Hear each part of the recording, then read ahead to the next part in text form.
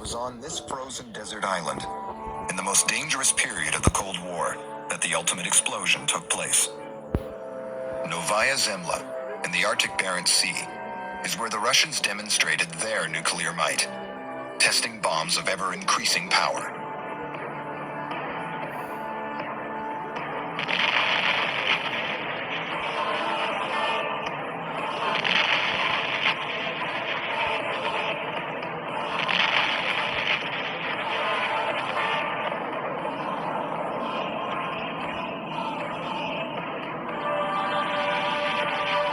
On October 30th, 1961, they pushed the limits of explosive power further than they'd ever gone, or will probably ever go again. This bomb was codenamed the Tsar. It contained the equivalent of 58 million tons of TNT, or all the explosives used in World War II, multiplied by 10. The Tsar, the biggest bomb, the most powerful device mankind has ever constructed, was to be their masterpiece. And a political showpiece, too. 6 camera crews were assigned to film this unique moment in history. The air crew were hand-picked. They'd been warned their safety couldn't be guaranteed. They could avoid being blinded by the light. But being knocked out of the sky was quite possible. The exact moment of release was controlled from the ground.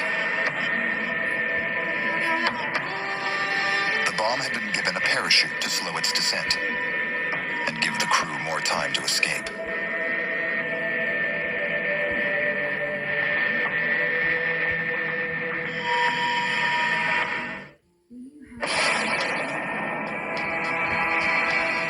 They did escape, but only just.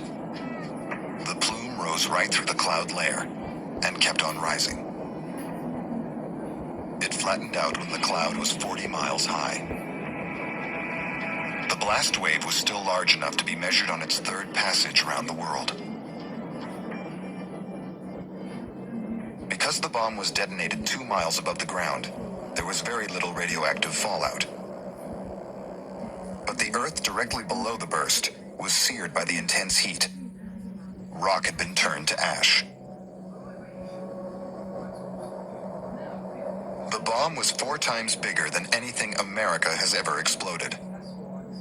Why something so large? The United States could develop very accurate missiles. The Soviets never mastered that technique very well, and to compensate for that, they really could level a very large area and take out their intended target without having to actually hit the target itself. But why did the quest for ever bigger bombs suddenly cease?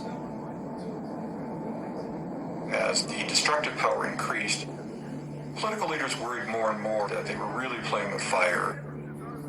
In 1963, the superpowers banned bomb tests in the atmosphere, underwater, and in outer space. I think that the Soviet detonation will probably be the biggest ever man-made detonation in the future as well.